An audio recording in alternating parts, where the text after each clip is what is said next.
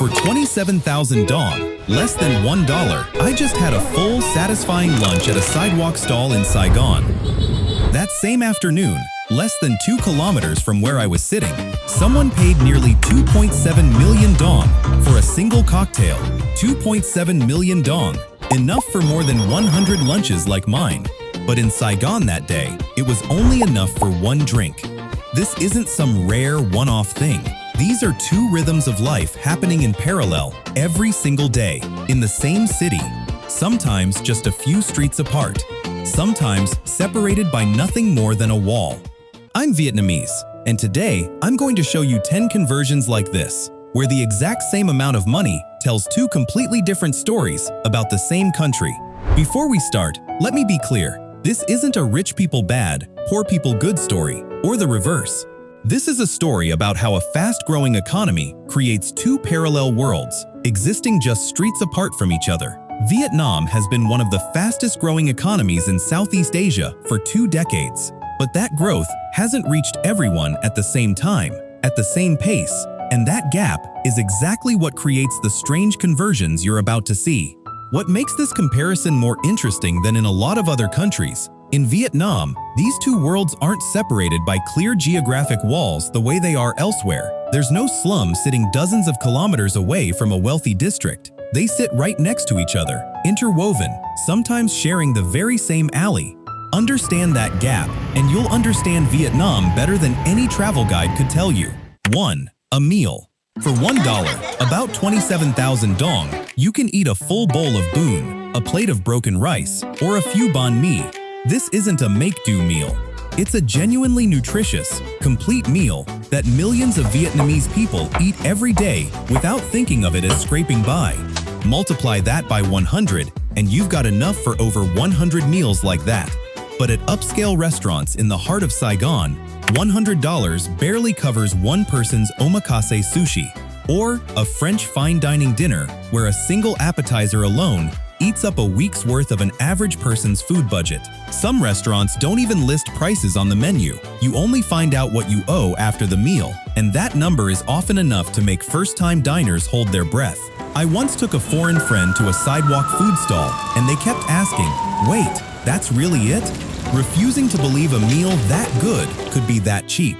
Interestingly, street food sometimes ranks higher than 5-star restaurants in international food reviews. Price doesn't always track with quality. Food delivery apps have quietly wormed their way into both worlds, each in their own way. Lower-income people use them to save time getting around, while wealthier people use them to order from restaurants they don't want to bother driving to. Sometimes just to eat at home, a dish that costs as much as a full week's wages for the driver who delivered it. But food is just the beginning. Housing is where the gap really shows. 2. Housing $1 barely buys anything, but with just a few dollars, you get a bunk bed for the night in a shared dorm-style boarding house, sleeping alongside 5 or 6 other people, often workers living far from home. $100 should cover nearly a full month's rent at a place like that. But at a 5-star hotel downtown, it barely covers one night. A riverview suite, an outdoor tub, a private butler, and a breakfast buffet that can cost more than a week of rent at that boarding house. What's striking is that these two spaces are sometimes just a few blocks apart. You could stand on the balcony of that 5-star suite and look down at rows of workers' dorms below, yellow lights spilling from tiny windows. There's no invisible wall separating these two worlds, just a different price tag on the room. What about getting around day to day? 3. Transportation. $1 gets you a few motorbike taxi rides around the city in a day, enough to get to work, to the market, and back home. With $100, one person could ride motorbike taxis for an entire month. But with that exact same amount, someone else spends it on a private car with a driver for a single day, sometimes just to get to a few meetings and back. Both travel on the same roads, get stuck in the same rush hour traffic. Money doesn't buy priority on the pavement, only comfort inside the vehicle. Here's a fun fact. During rush hour, the cheap motorbike taxi sometimes weaves its way to the destination faster than the luxury car stuck in the same jam. Speed, here, isn't always something you can buy. The gap gets even clearer when it comes to how people unwind in the evening. 4. A night out, $1 buys an iced coffee or a draft beer. Hours spent people watching and chatting with friends on a familiar plastic stool. $100 is worth about 100 of those sidewalk coffees. But on the rooftop of a luxury hotel, it barely covers exactly one cocktail, sometimes without even a snack included, since the nighttime skyline view gets billed as part of the experience, not the drink. Both people are genuinely enjoying their evening by their own definition. It's just that enjoying means something completely different to each of them. For the person on the plastic stool, an ideal evening is loud, crowded, full of friends laughing. For the person on the rooftop, an ideal evening is sometimes quiet and privacy, something money actually can buy in a city as crowded as Saigon. But there's one category of spending where the rich-poor gap gets a lot more serious: healthcare. 5. Healthcare. Just a couple of dollars, or close to free with health insurance, gets you a checkup at the neighborhood health station, where you might wait alongside dozens of others in a single morning. $100 could cover dozens of visits to that same health station. But at an international hospital just a few kilometers away, that same amount barely covers one general checkup. An English-speaking doctor, Western standard equipment, a waiting room with filtered water and magazines instead of a plastic bench. This is one of Vietnam's most fascinating paradoxes. You can get a checkup for nearly free at a neighborhood clinic and also walk into a 5-star international hospital, just a few kilometers apart, but two completely different worlds. Same fever, same symptoms, but the experience of getting treated can be worlds apart.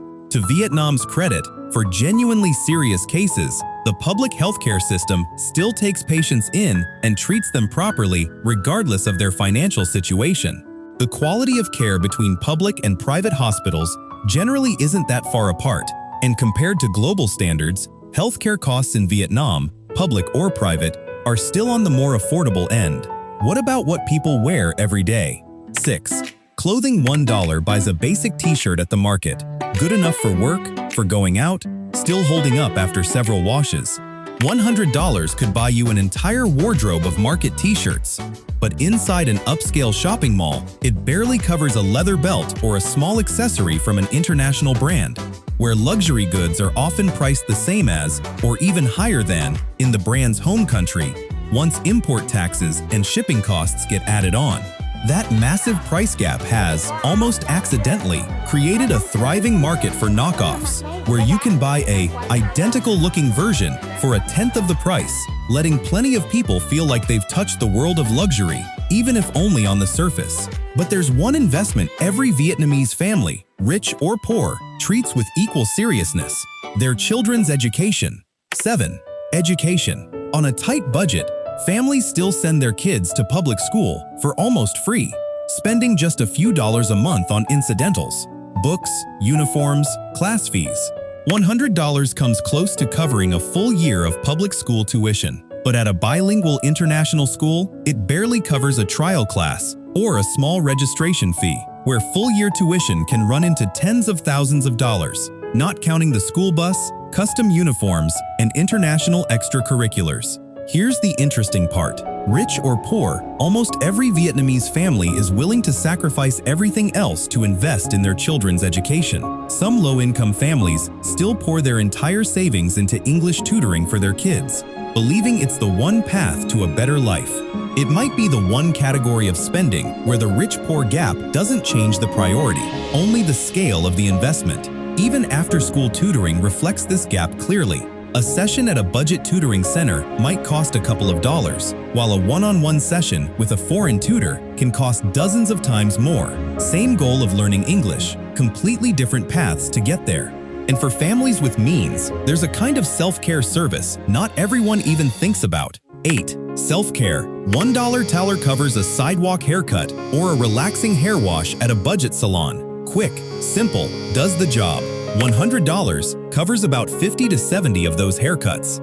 But at a 5-star resort spa, it barely covers one full package: a full-body massage, a facial, an entire afternoon of being pampered like royalty, with background music, essential oils, and herbal tea service included. The pressure around appearance reflects this gap in its own way too. High-end beauty services.